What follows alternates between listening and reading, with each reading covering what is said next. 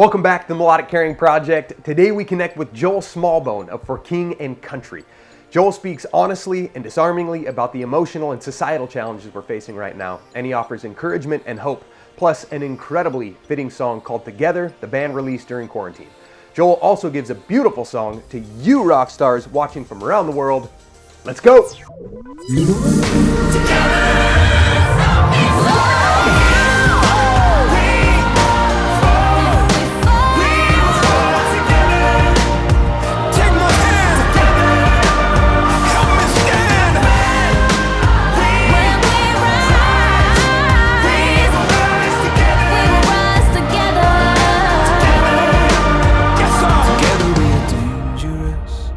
Together with our differences, together we are bolder, braver, stronger. Joining us from his home in Franklin, Tennessee, Joel Smallbone from For King and Country. Joel, how are you doing? You know what? It's an onion, Levi. There's a lot of layers to how I'm doing, but by and large, I'm doing very well. I'm at home. My wife is just upstairs. My Great Dane is over to my right, your left, and so we're. I think you mean your pony. Yes.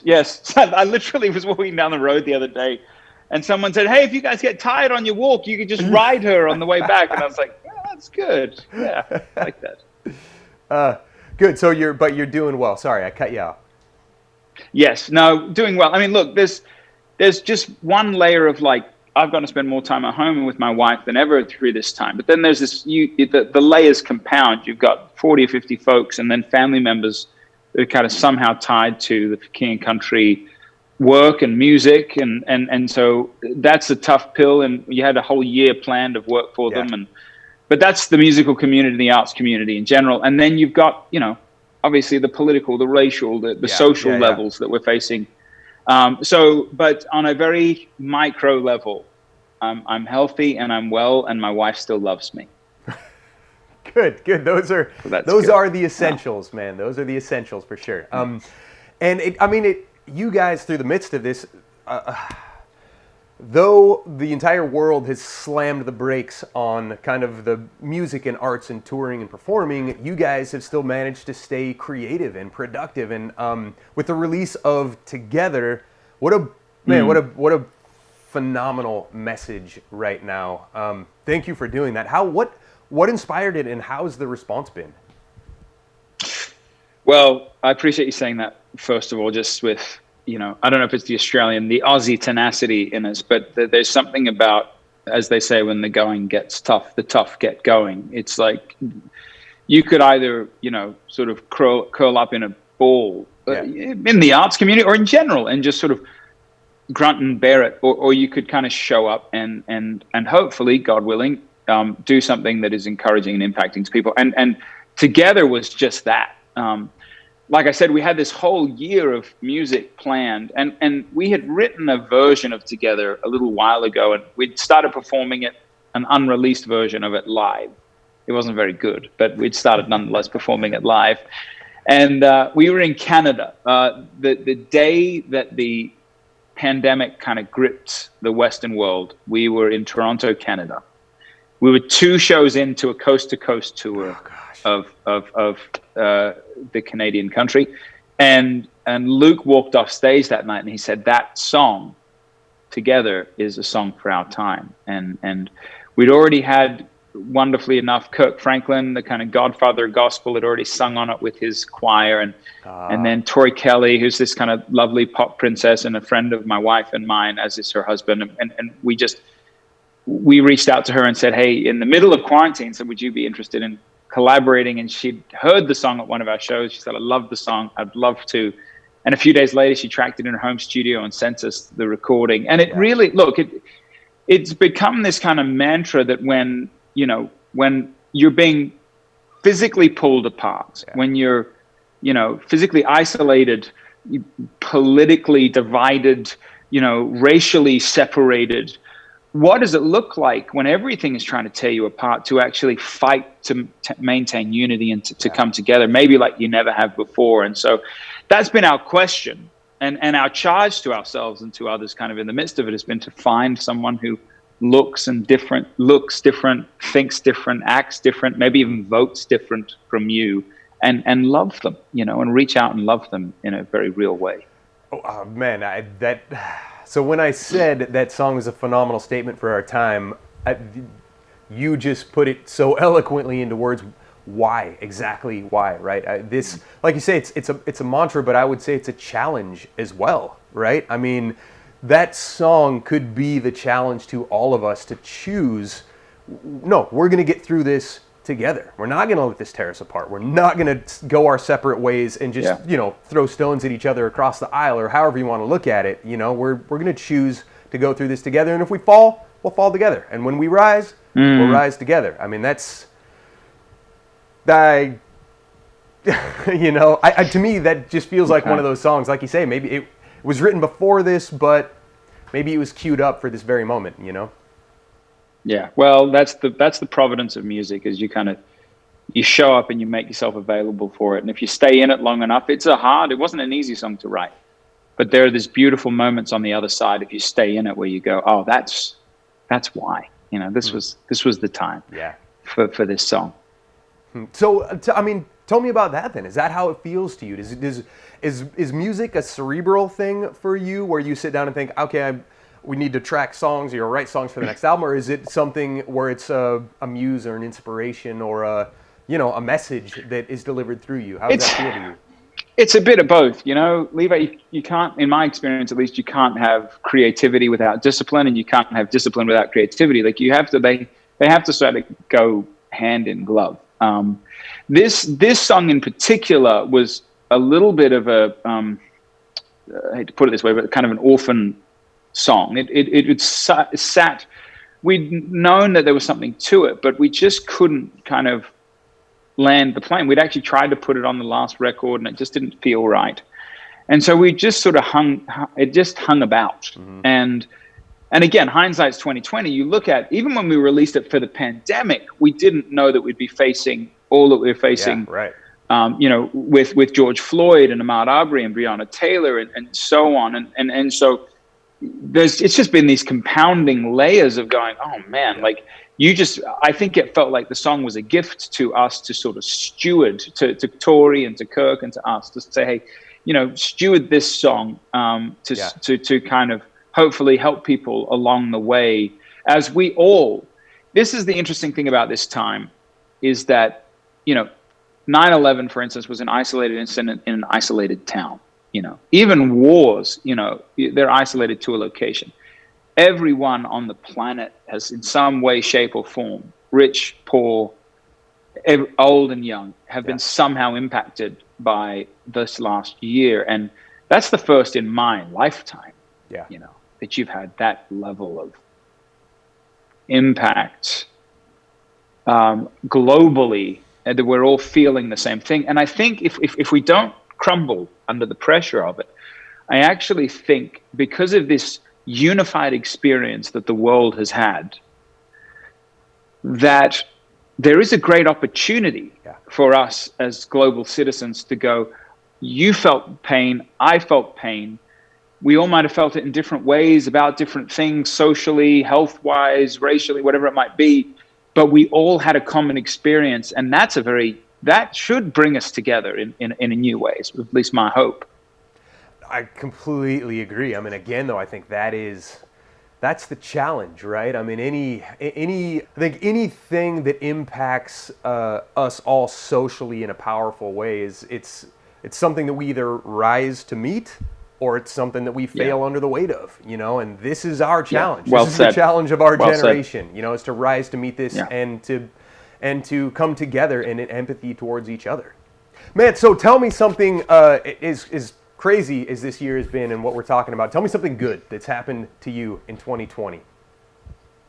Oh, well, I mean, I mentioned earlier being able to spend more time at home with my wife than ever in our marriage, which is wonderful. That's just been very serendipitous. Another thing that's been that I'm not sure would have happened, at least in the way it did, had it not been for this year, is we've done our first full-length Christmas album. And we're calling it a Drummer Boy Christmas. And right in the middle of this whole thing, there was one point, Levi, we had a fella who does all the Coldplay strings over in Copenhagen working on strings for the project. We had a mixer in London working. We had some brass guys in Los Angeles working on it. And then we had us all in Nashville working on it. And you just had this real global synergy of different people working on this project. And I think part of what we're excited about is that, Christmas 2020, I believe, is going to be like this year has been unlike any we've experienced in our life. Christmas and New Year's is going to be unlike any we've experienced in our lifetime. The celebration and the reprieve and the hope that comes along with the Christmas season, I think, is going to be unlike anything we've experienced. And so we've been really excited. It releases on the 30th of October. We've just been really excited to share this album there's some originals and obviously some classics as well of Christmas music, kind of putting the For King Country stamp on it. It's called a Drummer Boy Christmas. So there's a load of, as you can imagine, there's a load of drums on the project as well. Beautiful, man. That's fantastic. We'll look forward to that coming out. Absolutely. Can you tell me, obviously with music, you're seeing music have an impact that, maybe, I don't know. Again, music can somehow rise to meet that challenge, right, of the separation and the division, and it's this incredibly, almost miraculous language or force to be able to connect despite different backgrounds, despite different upbringings and beliefs. And what's an experience you've had where you've watched music have that power and connect when you otherwise wouldn't have seen connection, or create, some kind of a shared experience that wouldn't have otherwise happened? We see it. You see it in live shows a lot, but you see it actually more so, interestingly enough, in live shows during a pandemic. Now, when I say live shows, I should criteria by saying these are drive-in, socially distanced, sort of government-approved live experiences. But what you have is, in a time where we are kind of have isolated a lot. We've got our political divides, we've got our religious divides, we've got our racial divides. That what you see when you look out, in this case, over a sea of cars, and you see people with the lawn chairs or sitting on the back of the truck or their blankets around them and whatnot, you see different creeds and different colors and different people that in many ways wouldn't maybe show up at the same spot. And yet, because of this universal language of music and this shared experience, like you well put it, they're bringing these people together. And I think that's part of the real importance of the arts during this time, is that it has a way of bypassing the head and going to the heart of a human, unlike a campaign or a speech or even a message from a pastor. Like it can change the way you look at yourself or look at God or look at other people. And it's a high honor to be part of that, but it's really beautiful to see it play out in real time in a live environment. And so I think that's one of the great ways that we've seen it, both, pre this pandemic, but it's been highlighted during this time as well. I love it. I think it's really well put and incredibly important right now, as we are separated but can still share experiences, still share, and the messages of hope and that are embodied in those songs. What can you tell me what music means to you in one word? I don't know if this word's hyphenated, but I would say life-changing. Yeah. Might have been cheating a bit. But. Yeah. That's good. And that's what I hope that. I'm certain that music will play. With melodic, we've seen music in its power so far beyond entertainment or any, or industry. I mean, it is a thing of, like I say, I mean, it's miraculous, the power and the impact and the connection it makes. And I think it'll play a definite role in bringing people back together on the other side of this. You have a song that you guys pre-recorded. You're going to dedicate to some kids. Before we make this dedication, do you have any final words you want to leave with the kids and just with folks in general? Well, I will say this to the kids in general. This we've thrown it around in as part of this segment as well, that this word rock stars has been thrown around, and in my line of work, it's thrown around a bit as well. And I just want to commemorate the real rock stars, because kids, rock stars to me are not people who get up on stage and and sort of sing the song or do the dance move or play the instrument. That there's a lot of people that can do that. Rock stars are people like yourself, in my opinion, who face really difficult challenges and struggles that life has thrown at them, and you overcome them. And so from where I sit in Nashville, Tennessee, you kids are the genuine rock stars of this conversation. And so I wanted to celebrate you guys. Levi and I put together a bit of a list as well that I want to, if I may, Levi, I want to give a bit of a shout out to a few young rock stars here. So first, it's Kira in Vermont. Actually, Levi, we're talking about you, Kira, just before we got on this interview and about how the music has impacted you. So shout out to you, my dear rock star. Faith in Minnesota, a lovely place in America. And Tigi in Kansas. It's nice. Thank you for listening to our music, and it's nice to sort of some way, shape, or form meet you. Carly in Kansas, I like the alliteration of that. You are a rock star, dear Carly. And Hannah in Pennsylvania. Paige in Florida. Paige, my sister-in-law's name is Paige, just like you. So there's that. And Teylor in Wyoming. Shout out to all of you, as well as to every single kid watching at George Mart Children's in California. My wife is from California, and so there's that. She's born and raised in California, so we got that in common. To Ronald McDonald House in Alaska. I love Alaska, maybe my favorite American state. And to Sydney's, my birth town, Sydney Children's in Australia.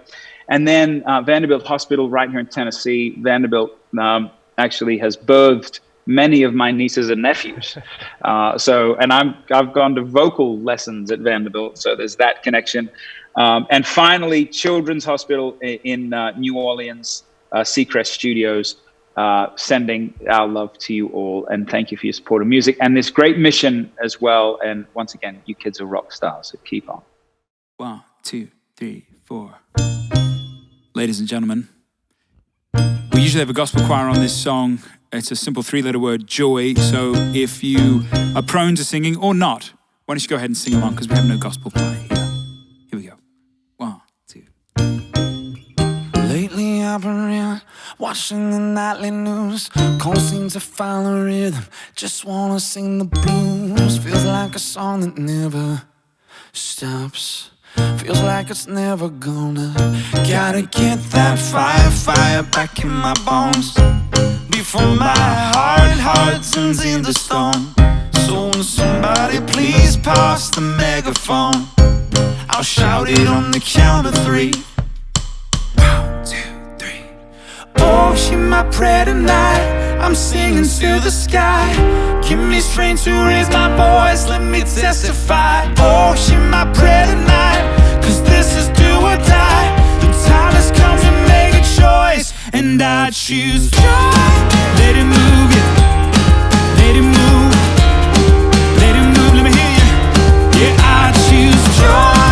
Let it move you, let it move, let it move you. Yeah, back when I was younger, my eyes are full of light. But now that I am older, I live at the speed of light. Feels like the cycle never stops. Feels like it's never gonna. Gotta get that fire back in my bones before my heart turns into stone. So when somebody please pass the megaphone, I'll shout it on the count of 3. 1, 2, 3. Oh, she my prayer tonight. I'm singing to the sky. Give me strength to raise my voice, let me testify. Oh, she my prayer tonight, 'cause this is do or die. The time has come to make a choice, and I choose joy. Let it move you, let it move, let it move you. Come on. Yeah, I choose joy. Let it move you,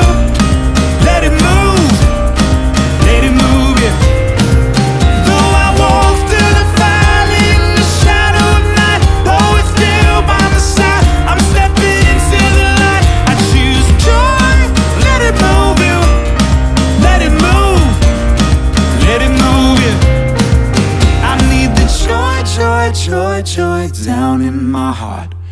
Down in my heart to stay. I need the joy, joy, joy, joy down in my heart.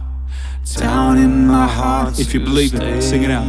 I need the joy, joy, joy, joy down in my heart. Down in my heart to stay.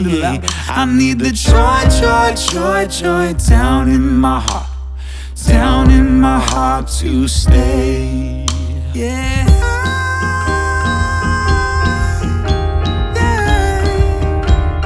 Alright, so this is the part where we want to see some moving. We want to see some grooving. You got it, man? Yeah. Alright, I want to see some moving and grooving by you, man. Yeah, I choose joy. Oh, so let it move you. You let it move. Oh, let it move you. Yeah, I choose. Let it move you.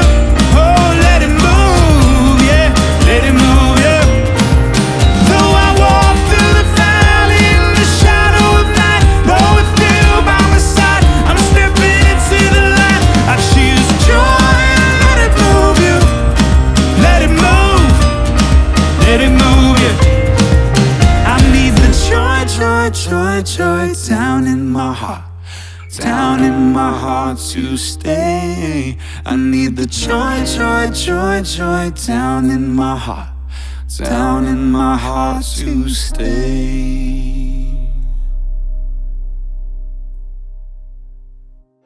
Thanks so much for tuning in. If you're a musician and would like to join us in supporting hospitalized kids, email us at rockstar@melodiccaring.org. I'm Levi Ware, and this is the Melodic Caring Project.